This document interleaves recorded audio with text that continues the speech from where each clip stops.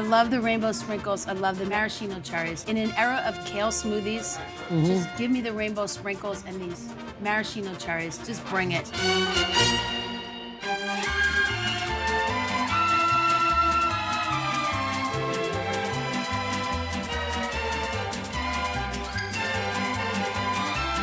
So what is it about you and ice cream?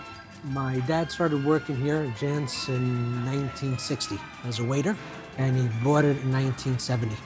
He took his tips and he bought the diner. He bought the diner. He lived the American dream. My parents had 3 children. I was the youngest. Of course, they were making the staff for the diner. That's it. Do you want to tell me about this recipe book? This recipe book. That's like the Holy Grail. That's like the scriptures at Jann's, no? It basically tells you about the history of Jann's. In the late 1800s, the Jahn family came over from Germany. They opened up an ice cream parlor in the South Bronx in Clawson Point.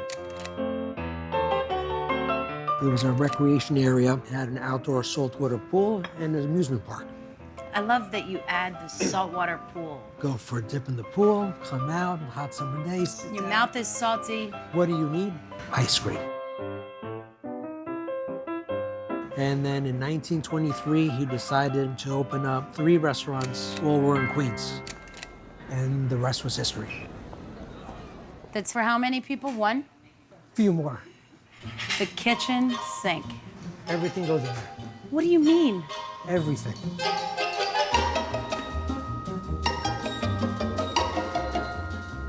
And chocolate. Oh my God, are you? Alex, we gotta do bigger scoops. That's not a scoop. That's not human. This is the most ice cream I've ever seen in any serving of anything to other human beings. But that looks empty. Don't you think we should put some more? No, I don't.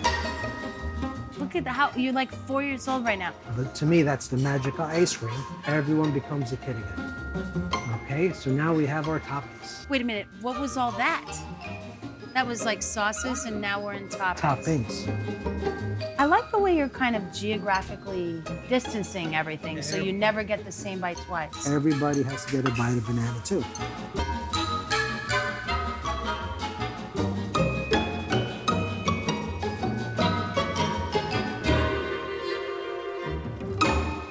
And there's your kitchen on. sink. I'll say. I love it.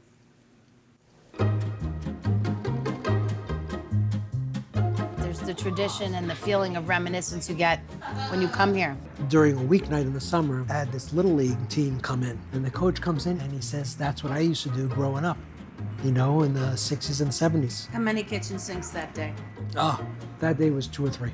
Oh my God.